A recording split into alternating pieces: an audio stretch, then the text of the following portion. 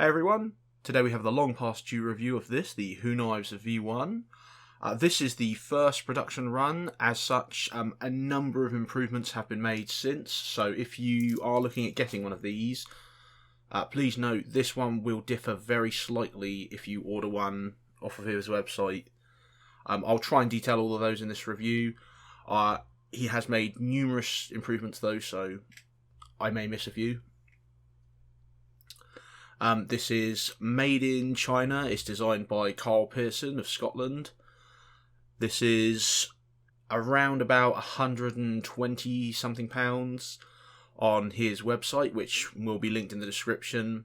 Little disclaimer, I have purchased this knife out of my own money. However, I am on fairly good terms with Carl, so keep that in mind. I'll try and keep this as unbiased as possible, and I'll list the goods and the bads and all that lot. It comes in this lovely box here, which is actually quite nice. It's a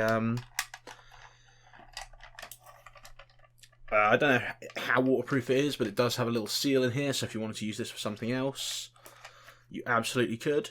It comes with some Who Knives stickers, this fantastic guarantee there. Oh, there you go, that's where you can find the gent. And most importantly, you get this, the specifications card. And as you can see, it's M390,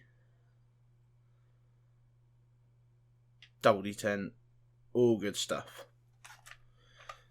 Get yourself a little baggie and a microfiber cloth. Honestly, I don't know that there's much you could do to improve that, really. Maybe some Loctite or grease or something. That's another thing I should mention. I was just mucking around. This comes with all silver hardware, so all these screws should be silver if you order one. There you go, I've anodized those, that one, and that one there, all different colours, and it anodizes perfectly. This is all definitely titanium there. I've seen people have anodized these scales, so all quality stuff. Action on this is, if you like a spring knife, not for you. This is a double detent knife, which means there isn't a lot keeping this open. It's just two little balls in two little holes, and it just keeps it there. It's not super weak. I've definitely had weaker detent knives, but it's still not strong enough to register on my scale for detecting how hard it is to close a blade from there. So that's still less than 50 grams. Nonetheless, the action is absolutely phenomenal. I mean, you can just flick this all day. This can be a fidget toy if you want it to. This is really nice. I really like the action on this. Fires out exactly when I want, closes exactly when I want, no problems. There is no blade play whatsoever. The centering is absolutely spot on. So you've got T6 for all of the hardware for this pivot, this pivot this side, and both of those screws. This has a sort of integral backspacer here, as in it's part of this scale, so there are no screws this side, which I think leads to a nice clean look. However, you do have to screw this side in. This runs on bearings. Get yourself a little lanyard hole here, of course. You get yourself an ambidextrous pocket clip. It goes either side, and it goes very nicely. I really like the design here in that sometimes when you get an ambidextrous pocket clip, let's take this guy for example. This is the Beztek Junzi, and as you can see on this side, there is a milled out bit with a random screw in it doing nothing. That is the hole for this pocket clip should you wish to have this as a left-handed knife. It's certainly not the end of the world, but it does take away from the sleek design. In fact, in the Twisted Assisted version, that was done away with completely. As you can see, it's only on this side, and they've just gotten rid of it on that side. This one solves that problem entirely. You get nice clean lines on this side because the screw is actually internal, if you can see it there. And that screws into a socket just on the inside there. So if you want to switch this over, you do have to take apart the entire knife, of course, but you should only have to do that once. So you take it all apart, Take this out, put it on the other side, and there you go.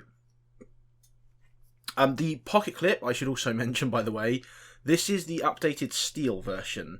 It will ship with a stainless steel clip. Originally, it only shipped with this titanium one, and the titanium has significantly more give than the steel one. As you can see here, there is a little line that was left by this titanium one, as when you open it, I tend to rest my fingers on this pocket clip and pull as I actuate that flipper. So you can see this finger here is pulling on this pocket clip, and then I actuate that flipper. And that, on the titanium one, left a not insignificant, but also not the end of the world mark there. This has been on other knives. The most notable one I can remember was on the Spyderco Pitts knife. If you look at that, that also usually has this. However, a lot of people did say this wasn't ideal for them, so he went ahead and basically sorted out a steel pocket clip here, which, as you can see, I've been carrying this for about a week and a half now, just testing. You can see there is a tiny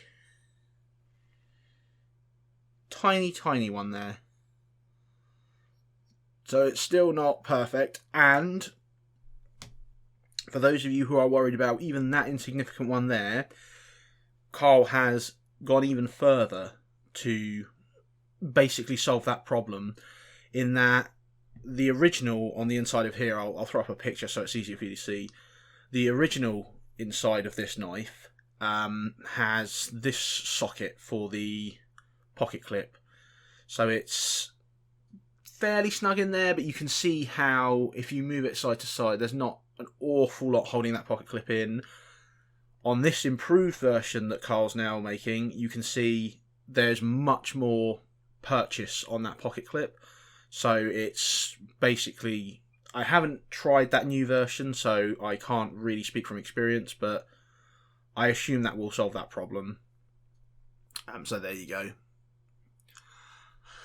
Fit and finish on this in general. Now, there was one little thing, maybe two little things. The first little thing was this screw here on the titanium version. Again, I'll show a picture. You can see pops out a little bit when it's closed. Looks a bit unsightly. Some were even worried about the blade hitting it, which I certainly wasn't, but you know, I can understand the fear there. So Carl went ahead and on his steel one, as you can see on this one here, fixed that problem already as well. So that's no longer an issue. He's actually done quite well at just eliminating any criticisms I could have of this knife already. The other one that I found was when this is open, it has a extremely slight, I don't know, like if you can see that there, very, very slight bit of play just up and down on that D10. It's so minor, but it is there. So if that is something that might bother you, you'll be glad to know that Carl has probably fixed that as well, because I think someone else might have mentioned it to him or something like that. And he has redesigned the entire D10 area. As you can see, on the left is the new, the right is the old, and the left should offer more strength, so it should solve this problem. As it stands, it really doesn't bother me. I mean, you have this little jimped bit here for your finger, which is of course just this flipper tab here, but when it's out. So I mean, it doesn't present a problem for me at all, but it's certainly something to take note of if you're although even like I said, I think he's solved it anyway, so there you go. As I said, it's M390 blade material, although you won't find that written anywhere on the blade. All you'll find is your blade number if you bought the first production run of that series. I believe he's doing blackout versions of these now. I'm not sure if they have the numbers on them. Possibly not, but you shouldn't. On the second production runs, I don't think there'll be numbers on them. You have the Who Knives logo right there, which is actually really well done. It's quite clear and everything. And you, of course, have... Come on, sir. There we go. Here's the name on the top there as the designer. And I think that's a really, really nice place to put it. I really like that there.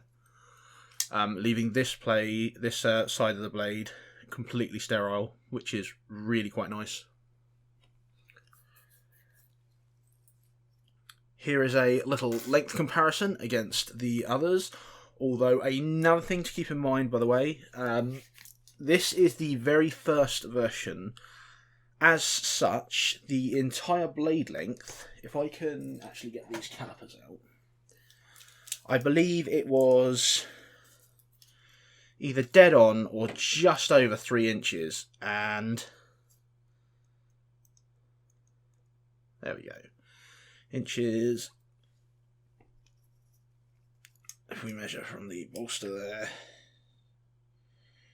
you can see the entire blade length from this bolster here is just about 3 inches.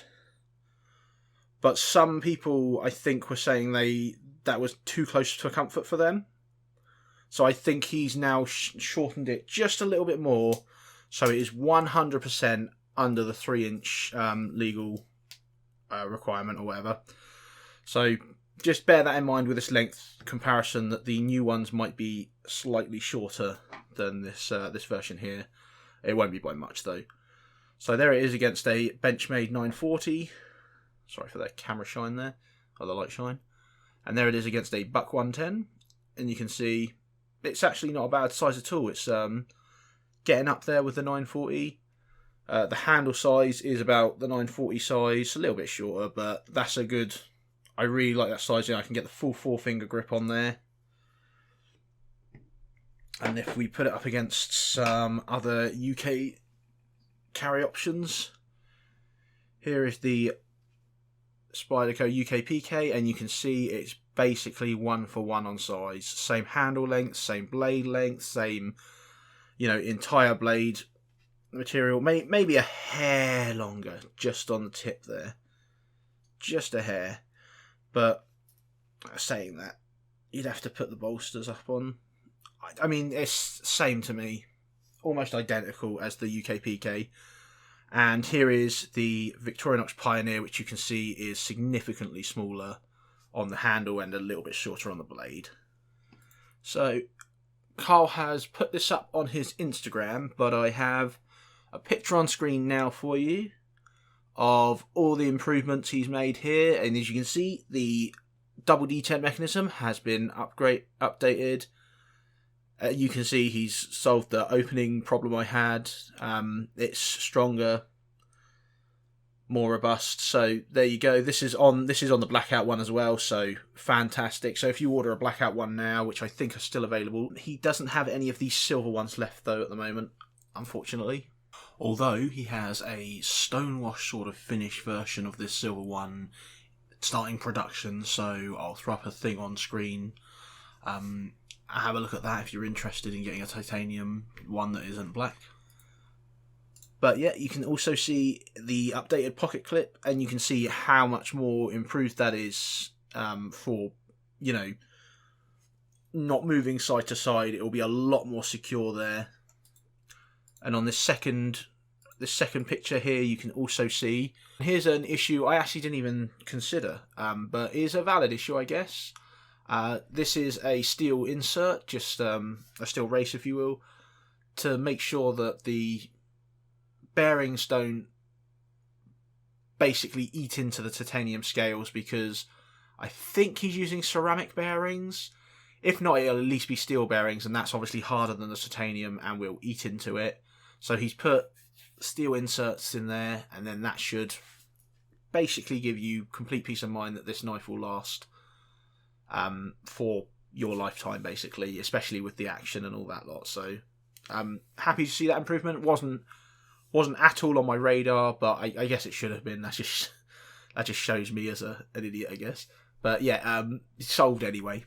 So there you go.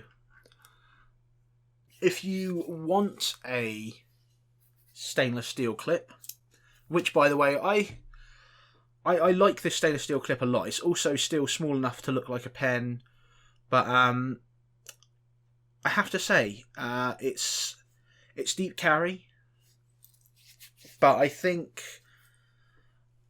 don't know. I think I do like this one more. It's a shorter clip. It feels more robust. I still really like this titanium one. I think this looks very, again, innocuous than that lot, but I don't know. I'm really won over by this steel one. If you have this original one and want the steel pocket clip for yours, I think he's selling them for $7.99 on his site.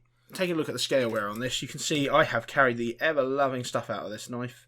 I've really been putting this thing to work. As you can see along the back there's a lot of marks where it's been hitting my Leatherman. That's entirely just because I keep a Leatherman in the same pocket. Same here. I think these are from just scratching against that Leatherman as well. This side, the only mark, because this rests up against the pocket, of course, is the pocket clip rub there. So as long as you're not an idiot like me and put other stuff in your pocket with this, you'll be completely fine, I imagine, as this is really not worn at all. But there you go. The other thing is the M390 on this. I haven't gone anywhere near this with a sharpener or anything like that, and it has absolutely held its edge. So, this has gone through so much cardboard. I have no doubt in my mind that this is proper, well heat treated M390. Very, very happy with it. Usually, even on S35VN or something like that, there's at least a blunt spot I can easily pick out by now. On this, honestly, it's the same story as with the Liongmar and the Hindra Slippy. Just goes on and on and on and on. So, I imagine it will be a bugger to sharpen though. But, there you go. The only other thing I would say I would like to improve about this knife would be the exclusion of a sharpening choil here. Talking of sharpening, because I really hate it when I just scratch like this bit or this bit, and I do that a lot with these knives. And you can see, you'd be able to tell if I'd sharpened this because there'd be a mark there. Trust me, I'm really bad. I'm nowhere near the level of Paddy or Slick Slicers. But there we go. This is really one of my favourite knives at the moment. It's just really convenient. One-hand opening, deep pocket carry. Looks just like a pen in your pocket. Quite inconspicuous. If you need to use it, just get it and put it away again. It's M390 steel. It's good quality materials, titanium. I haven't had any of the fasteners loosen on me or anything like that. This knife is just exactly what I've been after. I know some people might not like the flipper. I think there is a thumb stud one in the works, so hold on tight for that if you're interested in this, but not so much for the flipper version. But honestly, this thing is, in my opinion, absolutely phenomenal. Really, really happy with this thing. So thank you very much, and cheers.